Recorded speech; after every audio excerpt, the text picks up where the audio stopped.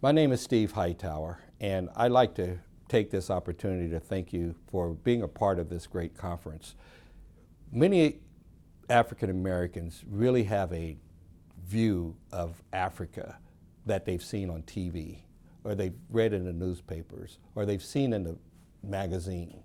But not many people really understand that Africa is made up of various nations, and in those various nations, the level of sophistication is from A to Z.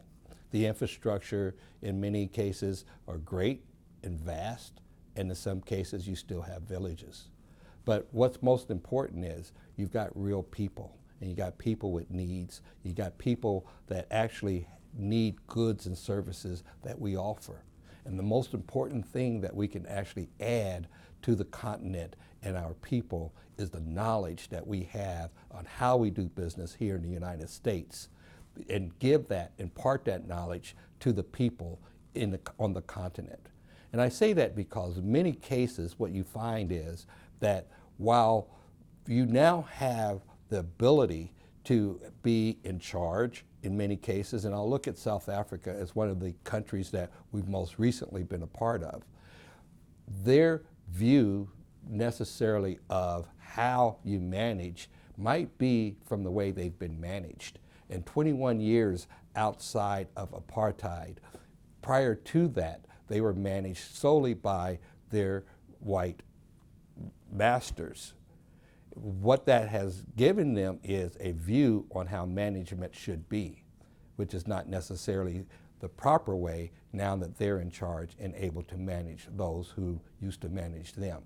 And so the types of skill sets that's necessary for managing, growing a business, and not being transactional, but actually knowing how to grow a business to something that is totally mature is something that needs to be taught. And many of our people have not had that opportunity to be taught that in a way such as ourselves who've been a part of capitalism all of our lives. So therefore, there is an opportunity once you have engaged into the continent to add value in a lot of the different types of processes and the different types of philosophies and the ethics that go along with business to be imparted with your fellow business people on the continent of Africa. So we ask, how do I start? How do I get involved with the continent of Africa? And I tell many that you don't just show up one day and say that I'm just going to go on a mission with the church and then I'm going to come out and be doing business while I'm there with the church. You really look strategically on how do you land into a continent. And the most important thing in any country, in any city, any village, any state, whether it's in the United States, whether it's in the Caribbean, or whether it's on the continent of Africa, you have to partner with a local partner. And you've got to find the right partner, someone who already knows how to do business, someone who is already affluent, such that you're not just working with someone who is super transactional and just want cash, but someone who actually understands and have already established a business that you can take and grow even greater. And I say this because you're not going to walk into a country one time, meet someone, go home, and expect that you're going to have a business relationship. The investment into the continent of Africa, most of it is going in and out of that particular country and establishing relationships over a period of time where someone then began to trust you. And it's not about, I'm a big bad American. If you go in with an attitude to anybody here in the United States or there on the continent of Africa being big and bad, chances are your deal is not going to work out because people are not going to like you and they're not going to want to do business with you. And that's no different on the continent of Africa as it is in Cincinnati, Ohio, Columbus, Ohio, or Los Angeles. If I don't like you, if I don't trust you, I'm not going to do business with you, and chances are I might do something to you. And so therefore you actually come back and hear a lot of stories about people who may not have had the best experience, but they never tell about how they actually what their actions were to cause those experiences. So the key thing that I've found with anybody, anywhere in the world, is to be real, be who you are, be gracious and be humble, and understand that their culture is important and more important to them than our culture is to us. And we cannot impound our thoughts and our culture on someone else, but we can impound thoughts, ideas, and knowledge. And that's what's transferable, and that's how we began to shift from viewing the continent of Africa, like most Americans do, as something of a black hole, as opposed to the richness in which all of the minerals of all the world is really derived from that continent. So I've had several experiences on the continent. Initially, I first went on a trade mission with the state of Ohio in 1983. And that's when I actually began to look for the very first time what the continent of Africa had to offer.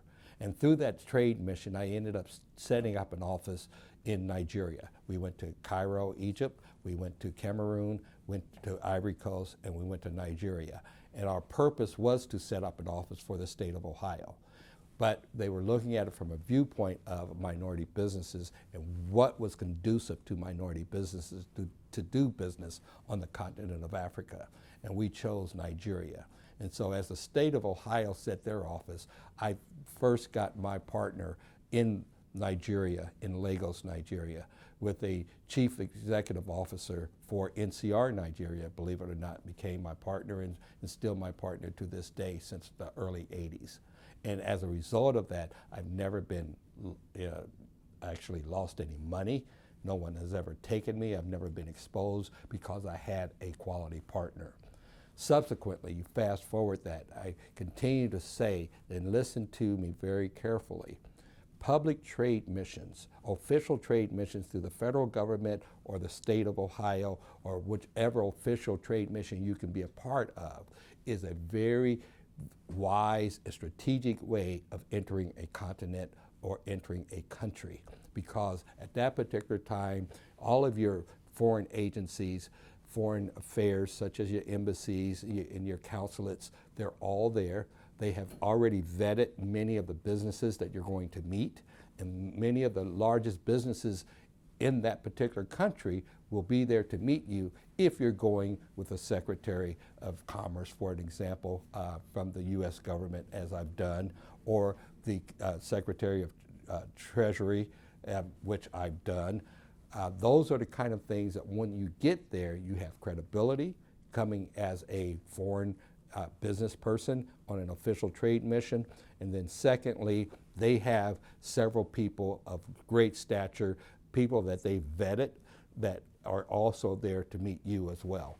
And those are the kind of things that you really try to utilize in order to find that local partner. That's one of the most effective ways that I've found anywhere all over the world in which I've done is through the trade missions. No. Once you have made that contact, the fallacy that many Americans, and particularly African Americans, do is they go one time and then they think they're going to close the deal by phone or by computer, in internet or whatever. But they don't realize relationships are not won and not garnered through the internet, nor are they garnered through a one-time visit. So your investment is going in and out of the country. And I say that because that's the most critical part of what you'll find working on the continent and in many countries is that once you leave, it stops. And it stops because there's no real experiences, even from their side, that I'm going to come back, or I'm going to be serious, or I'm going to follow through with this. So my levels and ability to be successful has been because I did not stop. And I did not stop after the first trip. I did not stop after the second trip. And as more became to be offered to me, the more I was able to gain. But the more the relationships began to get stronger and stronger, and the more that they began to listen to what I had to say, to the degree that people higher in the country began to look at you and notice who you were and began to say, hey, come here. I'd like to talk to you, and I'd like to see that you can actually help our people. And we've been given projects and actually stated that we want to make sure that our people are taken care of for the long term, and that all the money that comes in don't get lost or given to the white culture as traditionally been done. And I've been able to be utilized on those types of missions or opportunities and edicts that's been given to me and been put in my hand to go develop these projects. So in South Africa, today we work on the smart port in Durban, and in working on the smart ports, I mean, we're flying drones, we're doing a management system that collects all the data, and just really doing various things to make that port smart. But while that happens, then we start looking at the opportunity for bring scanners into the port for the ability to be able to secure their borders and see what's coming in off of the containers. In addition to that, then you begin to look at developments that's taking place in the country. And you'd be surprised, there's tower cranes going on all over South Africa in every city, more than you'd see in any city in the United States. The explosive growth that's going on. And it's all because in South Africa, 80% of the population has access to power, while the rest of sub-Saharan Africa, 20% of the population has access to power. And what the difference is that industry from all over the world comes into South Africa to actually produce products for the rest of the continent, because industry needs power. So when you start looking at not what you want to sell, but what that country actually needs. And once you understand what the country actually needs, that's what you tailor your offering to, and that's how you support and get on the ground. Be effective, add value, and be welcome in a new country. How do you identify true business opportunities in Africa? Well, I believe that business is pretty agnostic, and it only difference in business in terms of what you do is the language in which you speak in that particular product or product category. And what I mean by that is I have an accounting department and I have a back office that is able to support various types of businesses. And the language that's different might be energy versus construction versus petroleum, or versus development. But the back office is pretty much the same. What we actually find is that there's talent in these various countries in certain disciplines that you have to identify and put them together with your business basics and knowledge. And when you marry the basic business philosophy and processes to whatever project that they're looking at or that they have in their hands, and you have to determine whether or not it's something you want to do. I've found myself doing a lot of things that I've never done in my life. However, but because I understand people, I understand business basics, I understand finance, I'm able to plug into their idea and their talent and then support that. So, it's nothing, because I sell petroleum here in the U.S., I am not only selling petroleum in South Africa. I'm doing developments, I'm doing safety relative to looking at the scanners and looking at the drones. All of these things that I'm doing in South Africa, I don't even do in the United States. So what I identified was the opportunity. I evaluated the opportunity and the customer and my partner, and with that made a decision whether or not I wanted to engage and be a part of that particular project and or company. What challenges do you face and how do you overcome them during your years of doing business on the African continent? Well, always capital is the number one thing that most African Americans, small businesses face, when particularly you're talking about a global market. However, what I found is that if you've got the right type of project, and I'll use waste to energy, if you've got the right type of project, and I'll use the waste to energy project that we've got in Durban, that we're currently in contract negotiations as for a 65 megawatt waste to energy project. We are utilizing Babcock and Wilcox to do the feasibility study. We're using technology from GE, and you've got our engineers basically putting everything together and pushing that project forward. I've been on the ground for about 3 years, 2.5 to 3 years, just navigating through that project to get to contract stage. Those are the kind of things that I guess I wanted to get into energy, but the opportunity to basically GC, build, own, and operate a facility like that was in my hands. So I brought the best people in terms of talent, organizations, and technology, which made it then easy for me to get the funding and the finance.